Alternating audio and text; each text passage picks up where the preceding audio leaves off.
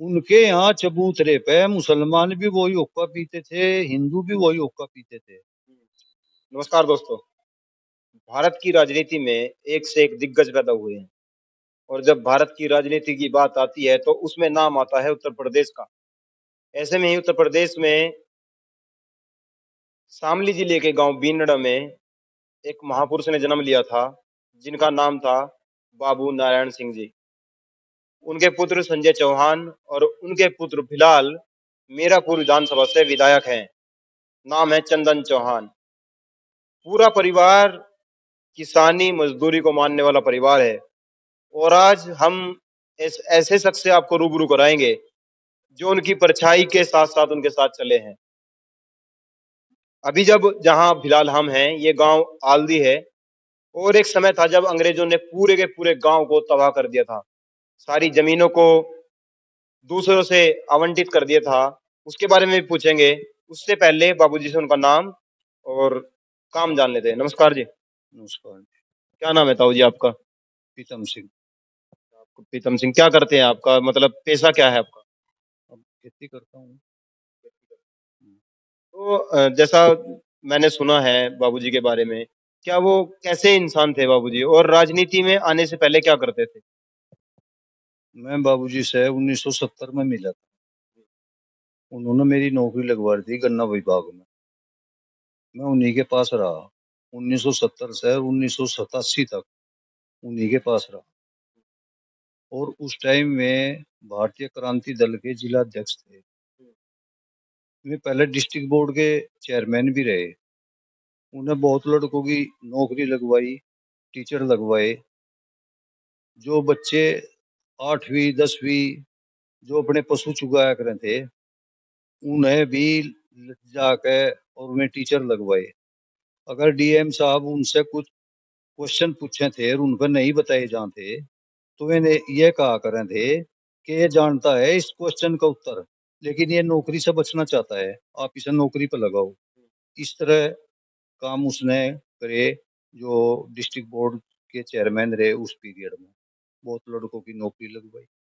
एक पंजोखरा है गांव हमारे ही पास में, वहाँ के पदम सिंह है।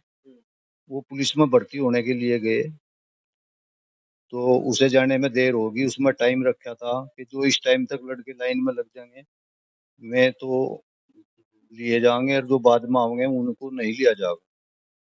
तो लेट हो गया जाने में।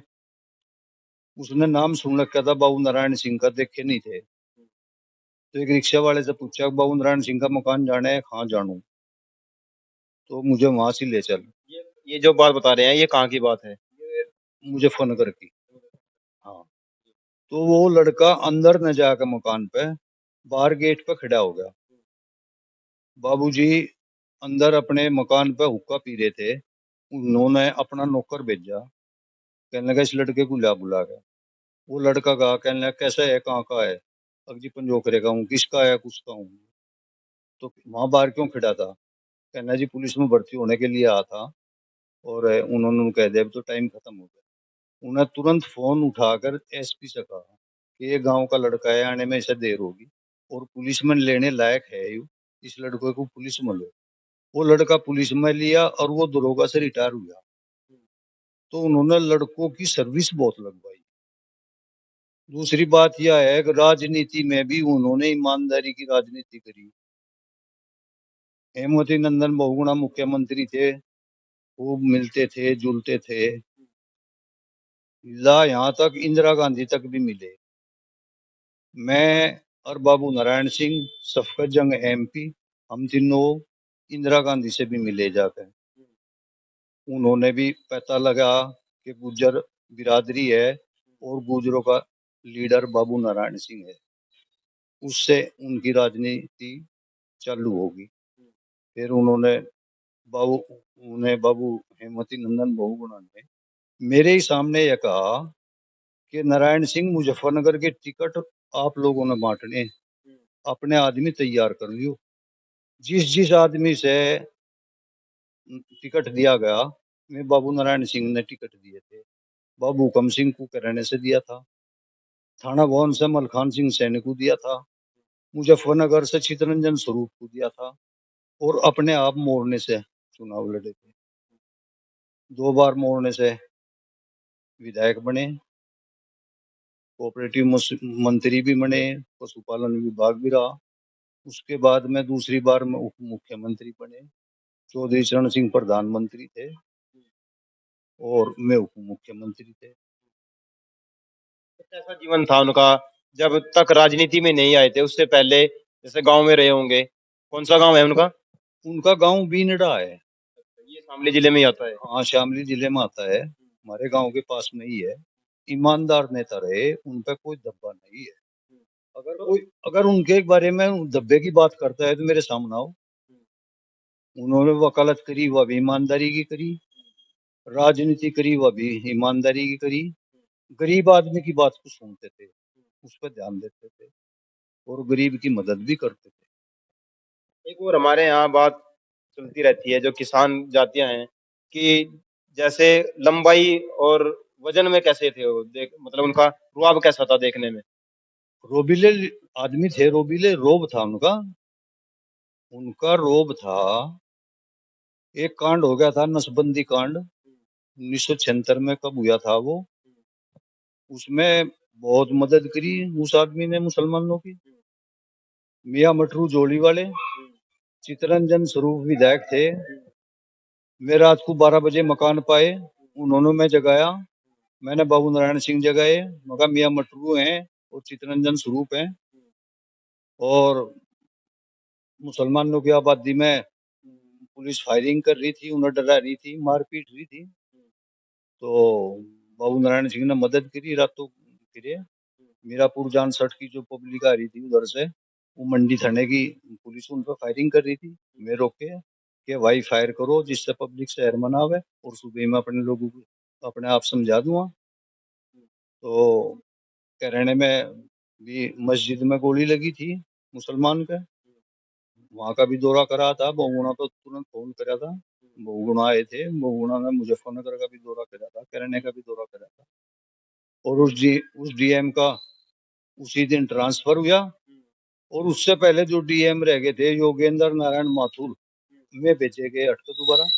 उन्होंने जिले को शांत किया, शांति रही फिर जिले में। अच्छा, तो हिंदू मुस्लिम का अंदर उनके अंदर कोई इस तरह की भावना नहीं थी कि? उनके यहाँ चबूतरे पे मुसलमान भी वही हुक्का पीते थे, हिंदू भी वही हुक्का पीते थे। चारों तरफ मुंह ढेर कुर्सी रहा करे थे और बीच में हुक्का रहा करा था। तो उस हुक्के को सारे पिया करे थे, मुसलमान भी पिया थे, हिंदू भी पिया थे। और दूसरी बात और भी थी उसकी। उन्होंने जो पशुपालन मंत्री थे वे, उन्होंने अपनी डेयरी खोल रखी थी। ईद वाले दिन में अपना दूध डेयरी का फ्री बांटा करे थे मुसलमानों के लिए। मुसलमानों के लिए कि इनका साल भर में त्योहार आवे, वो दूध भी फ्री बांटा करे थे। तो उनके अंदर नहीं थी कि ये मुसलमान है, ये हिंदू है। उनके यहाँ उसी चीज का बेनिफिट मिलता रहा। संजय चौहान को भी वही बेनिफिट मिला, वो चंदन चौहान को भी वही बेनिफिट मिल रहा, ये बाबू नारायण सिंह का तो बेनिफिट मिल रहा उन लोगों को।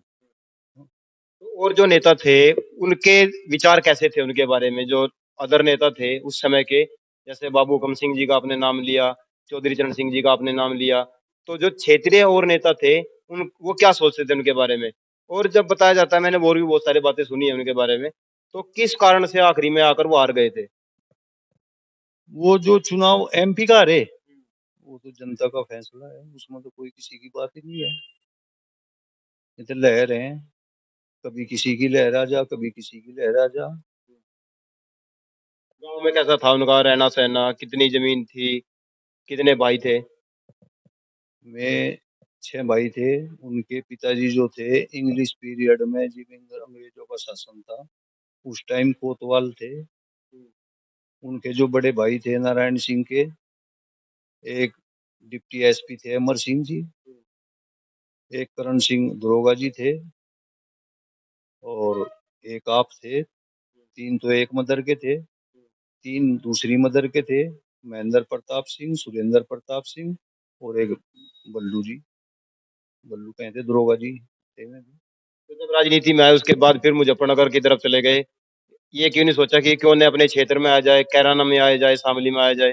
नहीं, उन्होंने वकालत शुरू करी ना। उन्होंने पढ़ने के बाद में, एलएलबी करने के बाद में वकालत शुरू करी। तो वो मुजफ्फरनगर से शुरू करी वकालत। वहीं से राजनीति में आए। तो अब ऐसा क्या हुआ कि लोग भूलते जा रहे हैं उनके बारे में, इतना याद नहीं रख पा रहे हैं? जबकि और भी नेता हैं यहाँ, मुनव्वर हसन है, काफी लोग उनके बारे में जानते हैं। और भी बहुत सारे नेता हैं, उनके बारे में लोग बहुत बखूबी जानते हैं। चौधरी चरण सिंह जी को भी निधन को काफी समय हो गया है, सब उनके बारे में अच्छी तरीके से जानते हैं। ऐसा क्या हुआ बाबू नारायण सिंह जी को लोग भूलते चले गए? बाबू नारायण सिंह को लोग नहीं भूल सकते। उनकी समाधि पे 1000-2000 लोग उनकी बरसी पे फूल चढ़ाते हैं अब भी।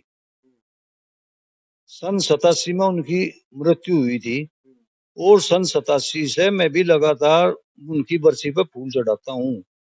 तीसरा साल है, लॉकडाउन लग गया था। लॉकडाउन में आने जाने की भी इजाजत नहीं थी, लेकिन मैं फिर भी गया था। मैं फिर भी समाधि पे फूल चढ़ा गया था। मैंने अकेला चंदन चौहान मिला वहां। उसने भी नुकहा, कहने लगा, ताऊ जी मान गए कि आप बाबूजी से कितना प्यार करते थे। तो उन्हें कोई भूलने वाली चीज थोड़ा ही है वो। बाबू नारायण सिंह ने तो इतने रोजगार दिलवाए हैं बच्चों को। तो उनके बच्चे आज बहुत बड़ी बड़ी पोस्टों पे पहुंच रहे। कितने कितने रोजगार उन्होंने दिलाए? क्योंकि बताया जाता है कि मास्टरी की भर्ती में सबसे ज्यादा उन्होंने अपने लोगों को भर्ती करवा दिया था। देखो, उन्होंने तो भर्ती सबको करवाया। ऐसी बात तो नहीं है कि भाई गुजरों को ही करवाया। हरिजन के भी लड़के सर्विस पे हैं। बहुत अच्छा वर्कर था हरिजन का लड़का। समंदर लाल उसका नाम है, जानसठ साइड का है। और मैंने ही कहकर उसकी नौकरी लगवाई थी। आज दरोगा है वो लड़का। आज दरोगा है वन विभाग में। समंदर लाल उसका नाम है, और वर्कर था बहुत बढ़िया। हरिजन है, और आज वो अच्छी सर्विस पे है। हाँ, तो और बिरादरी के भी लड़कों की लगवाई, नो थोड़ा ही है अब भाई कोई बिरादरी बात था, मुसलमानों की भी लगवाई। उसके यहाँ जो चलेगा वो निराश नहीं हुआ। इस टाइप का आदमी था बाबू नारायण सिंह। तो आपको लगता है जो चंदन चौहान है अपने बाबा जी की तरह ही कुछ तरक्की कर पाएंगे?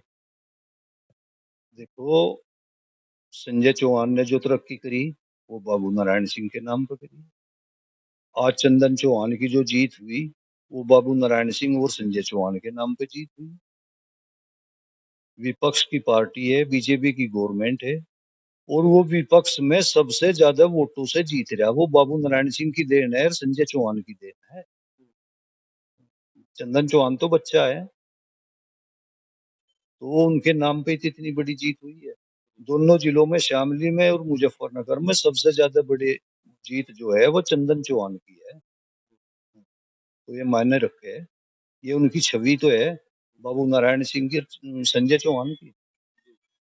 संजय चौहान की और बाबू नारायण सिंह की मुझे अपने जीवन में कोई बुराई करता हुआ नहीं मिला। बराड़ा है हमारे यहीं पास। मुसलमानों में एक वाइफ एक्सपायर हो गई थी, मोटरसाइकिल से गिर गई थी। मैं भी उनके लिए बैठने के लिए चला गया। 15-20 मुसलमान बैठे थे। जी बाबू नारायण सिंह का और संजय चौहान का नाम आया, उन्होंने भी तारीफ करी। कांधले में है, शफकत जंग के परिवार के थे। मैं बुजुर्ग गुजर गए बिजा, लियाकत अली उनका नाम था। मैं भी उनकी तारीफ करा करें थे। एक ऐसे लीडर तो होने ही मुश्किल है जैसे जिस तरह के लीडर में थे। बहुत बहुत धन्यवाद। जैसा कि ताऊ जी ने बताया, संजय चौहान और अपने बाबा, अपने पिताजी संजय चौहान और अपने बाबा बाबू नारायण सिंह की बदौलत ही आज चंदन चौहान विधायक बने हैं। और शामली और मुजफ्फरनगर में सारे जितने विधायक हैं सबसे ज्यादा मतों से जीतकर वो विधानसभा में गए हैं। बाबूजी के अंदर किसी तरह की हिंदू मुस्लिम की कोई भावना, कोई घृणा, कोई द्वेष, इस तरह की कोई बातें नहीं थी। और जो उनके काम करने का तरीका था, जो सलीका था, उससे लोगों के अंदर, जनता के अंदर, आम जनता के अंदर उनकी दीवानगी बढ़ती चली गई। और एक समय ये आया, वो उत्तर प्रदेश के उप मुख्यमंत्री तक चले गए।